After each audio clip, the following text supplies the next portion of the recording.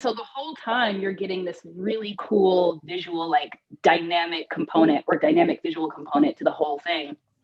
And I'm really proud of it. It sort of gives me like Chekhov psychological gesture vibes, but like if it had a baby with meme culture. And I'm very comfortable in that sweet spot. That's a really great way to describe it, honestly. And each one correlates with a different section of the show, yeah? Yeah, absolutely. There are timestamps at the bottom of each GIF. So as you're listening to the show and you reach each timestamp, you either click on the stamp itself or you swipe left and it takes you to the next section of the show. Awesome. Great. Okay. So for those of you who are just joining us, it looks like we started just a smidgen late. This is the talk back for Teeth by Sarita Briggs, who is here with us right now.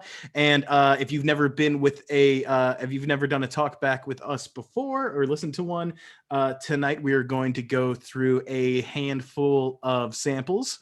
Tonight, 3 from the audio play itself. You're going to be able to listen to it, and then we'll ask questions about it. And we won't reveal too much because this is truly a amazing, one-of-a-kind piece that just absolutely demands to be listened to. And you need to go download it right now before you even listen to this talkback. So go, go, go, and you can catch up later. And if you've already heard it, stick with us.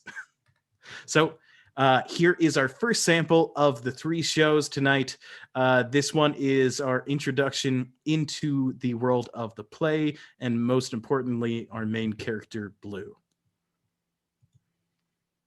1 and 1, 1 and 1. Johnny said all kinds of things like 1 and 1, 1 and 1. 1, 2, 3, 4, 5, 6, 7, 8. Bang isn't big, get in the bed, there where she does the blue. Can't you hear good food? She's the only eye and it blinks beers and L-U-E, that's the name. Can't you hear good food?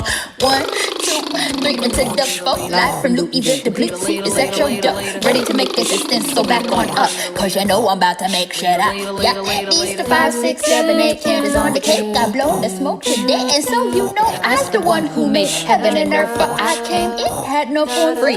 Like the jazz, perhaps no hose to fit the penny nose to bite the tip, a slipper with the soul rubbed off. For I came to earth was a whole ass boy, nothing but noise, noise, noise.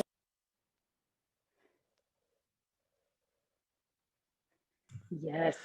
I love everything going on in there, and just the technical skill that you put forth in that section, the way everything overlays and you create this a cappella symphony is amazing. Could you tell us more about how you would make these sections? And I say sections because this is really only the tip of the iceberg for this audio play. It keeps going. So could you tell us more about how you made it? Yeah, well, thank you. That's such a huge compliment. I made these sections with the voice memo app on my phone, GarageBand, and a prayer.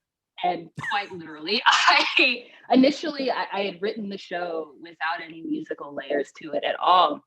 But it was actually my dramaturg who, encouraged me to explore what kinds of musical layers might be in the show. And I think he sensed that I was suppressing something. And he was right. So I went into my closet, locked the door, and just started beatboxing. And that's something that kind of comes to me instinctually because of its proximity to jug band music. I always say that playing the jug is the original beatbox, and y'all can fight me on that. I am quite convinced. That's amazing. So it's my theory. You guys don't have to agree with it. Yeah. But I'm also, so jug band music is of course indigenous to Kentucky, but I'm also a huge hip hop head. And the section you just heard is actually a sample of a song that I love. It's called Buddy by De La Soul and a few other artists who are part of this collective called Native Tongues.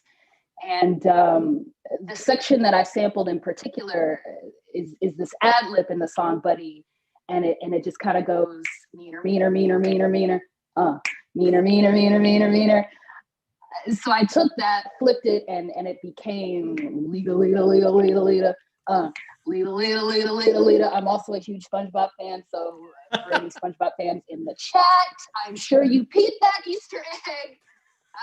I was honestly wondering. Yeah.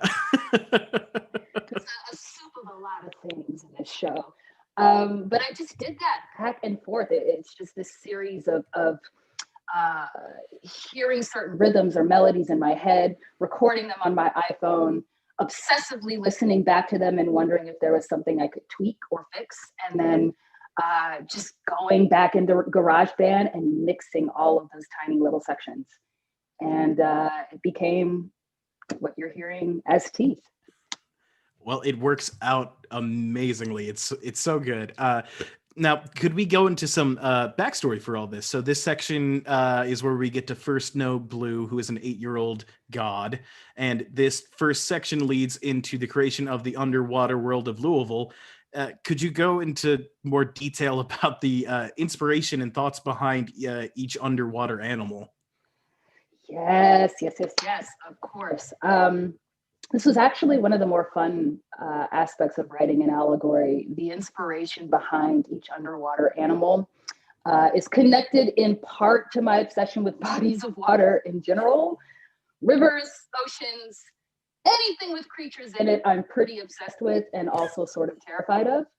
I was born in the River City. I also grew up Pentecostal, and one of the major tenets of that branch of Christianity is this idea of baptism, right? The baptism of the Holy Ghost. My grandparents are also from Mobile, Alabama, which is on the Gulf Coast. So I think water has always been a huge part of how I understand the world in general. And so with Blue being really being a version of myself, it made sense that water is also a huge part of how she understands the world, who she is in relation to it, and all of the other creatures that are in it, if that makes sense. Yeah, most definitely. Okay, so there is obviously a lot going on in this show. So let's move on to our next section, our next sample, where we hear Eve in the middle of, I guess a good way to put it is a breakup speech or telling off Adam. Here it is, sample number 2. And for once it tastes like the space I was meant to take up. Your rib too small for me to puff up to breathe the way I need to. Ooh, have my way with you. Nah, you ain't Adam enough for Eve. Ain't Adam enough for me. So, how about you leave? 'Cause you're waking Mr. Snake in the bedroom sleep. Ain't kind to trespassers biting into his fruit, his aching apple tree, his Eve now.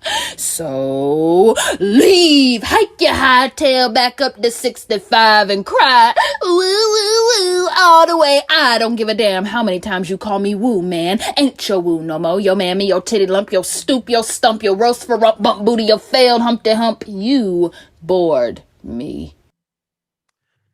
You just have such a way with words. I love the line about your rib too small for me to breathe, and it's just everything through here is so spot on. And I don't want to go too much more into detail about like the audio play itself, because really, listeners, you just need to go listen to it right now. So with all that, how long did it take to make so many biblical metaphors, and how do you just find the way to make all those words like that? It's so amazing. Oh my gosh, thank you. It's funny because this section is primarily freestyle, and freestyling is also one of those major tenets of hip hop culture in particular, that just kind of found its way into the show. The biblical references are really a part of me now that I think of it, because like I said, I grew up Pentecostal. I was a church kid, capital C, capital K. And so I've just had years to really absorb all of these beautiful biblical references and metaphors, because you're just steeped in it when you grow up in Black church. And also, Black churches are particularly fantastic about creating their own, I guess, like metaphors and parables for things. My grandfather in particular, I think, was pretty gifted at doing that. And so thinking about it now, I think Eve's section of the show is just another manifestation of the world that made me, the culture that I grew up in. And it probably took me maybe a day to do that section, because it became a game with myself. It was fun. It was like, how punny and clever can we get before we go off the deep end? And I still don't think, I may or may not have mastered that. I don't know. And that you said it was freestyle, so it was all just off the top of the dome? Initially, yeah. Now, of course, like as the process went on, it was a lot more, again, of that obsessively record it, listen back, tweak, record it, listen back, tweak. But in the beginning, I would say 75% of that section is just me riffing. Oh my God, I love that. That's so cool. Okay, like you said, this was the kind of fun part before we go off the deep end. So we're going to get heavy here for a little bit. So trigger warning for everybody in the audience. This next section will cover the part of the play where Ayanna, Blue's best friend, is murdered by the LMPD. And that is sample number 3. The gate's wound spread open, and I finally saw Ayanna still moaning. She flopped into the grass like she had no bones, no spine, nothing but holes bleeding out her head and sharp teeth in her thighs. I heard the crunch as her head rolled off the neck bone, splat into my mom's lap, gasped for air. She did but couldn't burn, worth nothing. Common Mom and Ayanna finally had something. Squeak, pop, pop. Skew, boom, boom. The lights was way up that night.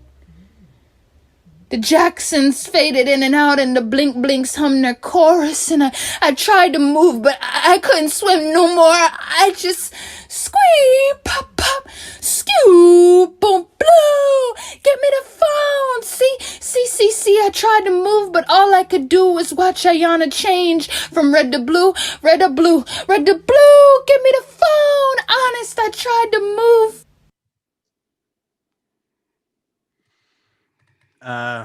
This part of the play has only become more and more relevant, even with yesterday, the conviction of George Floyd's police murderer. Minutes before the conviction was announced in Columbus, Ma'Khia Bryant, a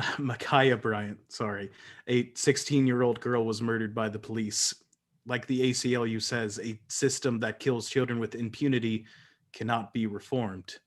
In this section, Ayanna is murdered, and afterwards it mirrors the real-life aftermath of the Louisville PD's murder of Breonna Taylor.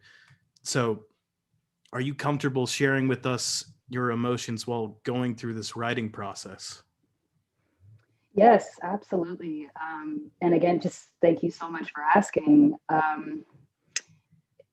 It's a soup of things for me. It's an aching, it's wanting for so much better, it's anxiety, it's exhaustion, and it is also a sliver of hope,